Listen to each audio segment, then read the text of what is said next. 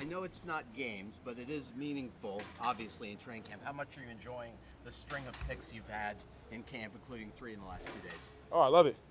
I love it. Interceptions are the best thing for a DB to get, besides interception and touchdown, which I got today.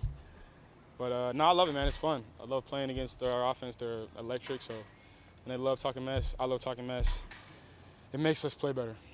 I really enjoy it. It looks like on those picks you're kind of coming from depth and jumping in. How do those defensive calls put you in position to make those plays you're making this week? Well, Coach Boyer, he makes the calls based on the situation. He does a great job, aligning us in the right position to let us go out there and have fun. Definitely. Jevon, where are you a better player than you even were last year? In what parts of your game are you better now? My whole game, my entire game. I think I've improved in every category because I continue to plan on improving because I don't think I've hit my ceiling yet. And as a competitor, as a high-level competitor, I hold myself to a high standard. So every day I'm trying to get 1% better than I was yesterday.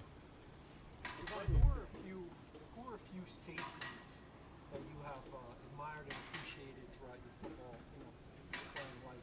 In my life, okay. Bob Sanders, Troy Polamalu, Ed Reed, Minka Fitzpatrick, Micah Hyde, Jordan Poyer, Derwin James, Kevin Byard, Buda Baker, Tyrann Matthew. There's a lot. Some of those guys share an agent with you. Is that what I saw on social media? Yeah, some of those guys do. So did I see on social media a text thread where you guys kind of communicate, some of you guys? Oh no, I'm not in that. I'm not at that level yet. Shout out to David, but no, I'm just playing. No, I'm not in that text thread, man. Those guys are a little bit older than me, but I have their number. I can reach out to them anytime I need and ask questions because I do. Jesse Bates helped me a lot last year. So those guys are everybody in that, in the safety community, in the football community in general, is always cool about, spreading love, spreading ideas and everything like that. Is there one thing Jesse said that was kind of not so obvious but helpful? Yeah, absolutely.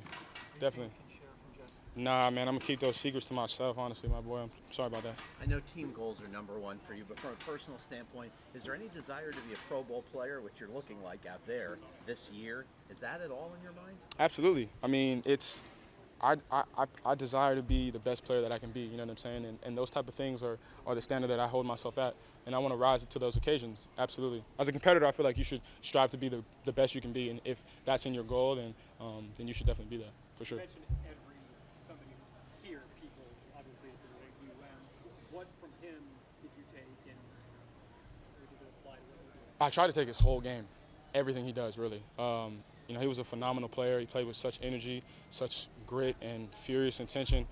So really his attitude and the way that he plays in the post is really what I was trying to focus on. The playlist today was awesome for some of them. What went into that?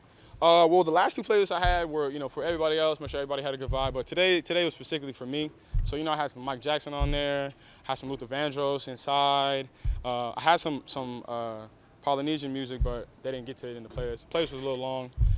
SOB, Mac Dre, all that. I had a whole bunch in there. Do you and Tua have conversations after practice or the next morning about the picks that you make ever in terms of what you saw, since you are on the same team? Nah, I usually ask him about plays that I messed up on or things like that. I'm not really looking for him to explain, like what I did right or what he saw in that specific play. I'm more looking for things that bother me when I go to sleep at night and how I can correct them. Because Tua is helping me tremendously, him and Teddy. But because Tua is a left-hander, it challenges me a lot because I'm seeing things from a different side. You know what I mean? He can open his shoulder in a different way. But Tua is a hell of a competitor, and his desire to be great is the same as mine, and that resonates with me. And that's why I'm continuing to ask him questions, and I'm trying to compete with him every day in practice. Do Tua or Teddy or Skylar Thompson ever ask you what you saw on a pick or on a ball that you deflected? Yeah, of course. Because like me, like I said, we're like-minded competitors, and they want to know what they did wrong or how they could get better. So the atmosphere in the locker room between us 4 is awesome, really. I would want to go watch film with them too. So that's something that I plan on doing in the future. Late game situations, two-minute drill, all 3 units had picks. What's the key to success in those late game scenarios? You gotta do your job. That's what it comes down to.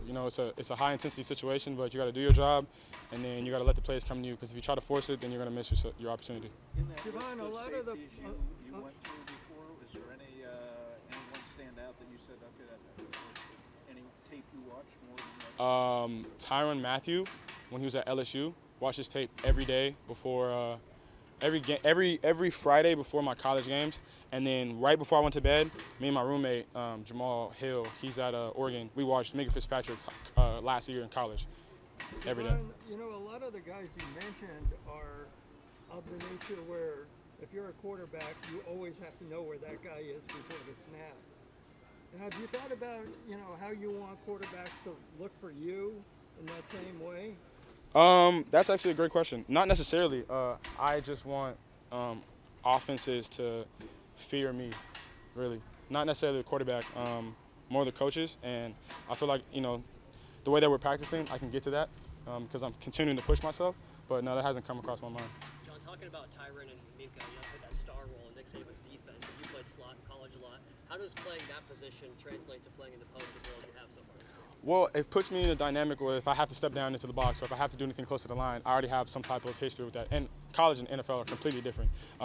But it kind of gives me a little bit of, you know, a comfortable feeling knowing that I've been down there before and I've seen pulling guards come at me and tight ends like that. So just a little bit of ease on my body. There's a lot of safeties that you named just now that you got inspired by. You might be well on the way to being better than some of those guys. What does that kind of mean to you in your progression as a player and a student of the game? It means a lot that you said that, but for me right now, I'm looking to the next day. I'm not looking to down the years down the line or anything like that. I'm looking to tomorrow and how I can get better in the meetings today and then stepping onto the field tomorrow through walkthrough and whatnot and how I can grow. Straight like that. Sorry. Go ahead. When you get to a deep ball, whether it's an interception or a pass breakup, and you use range, obviously speed is a key attribute. But what portion of that play involves preparation and anticipation? The whole play. Can you tell me a little more about the combination of physical tools with anticipation and instincts? Well, obviously it starts in the film room, understanding quarterbacks' looks and whatnot, and then as you're in your pedal, you know, you have to. Is that my hair? Okay. Sorry about that. No, but as you're in your pedal, you know, you gotta understand your technique and what you have to do, and then trusting your instincts, really. And then as you get closer to the ball, like, you know, we work on deep ball drills and everything like that. Understanding, like, you know, your distance from the receiver, from the sideline, from the ball, judging the ball correctly, going up and grabbing it, focusing on getting the ball first, and then, you know, anything else. So there's a lot that goes into those deep balls, not just running and going to get it. Last one here. You're born in Canada, right? Correct. How much time did you spend in the Bay Area? I was in the Bay Area from 2008 to 2018 before I left for college. But I mean, my parents live in the Bay Area still, so I obviously that's home for me. My home too. Like, you know, I grew up in Canada, but I also grew up in the Bay Area. So. Anybody that's playing Mac Dre, that's not Mac like Dre, all that. They didn't even get to the SOB. Like, I had all that on there. Mozzie, all black. Like, yeah, I'm already knowing, you know. Yeah. So. I want to ask you one more thing. Minka got a new deal this summer. Derwin just got a new deal this week. When you see the money being thrown around for safeties like that, what does that make you kind of? What do you think about that? I'm super happy for those guys. Like Minka and Derwin, they're well deserving. They're hell of players. You know, they're ballers really, and those guys I look up to. Absolutely. I mean, you know, it's motivation and whatnot. But like I said, man, I'm looking to tomorrow. I'm not looking to, you know, the next couple of years or whatnot. I'm looking at how I can get better off today, and that's really how my mindset stays. So, definitely.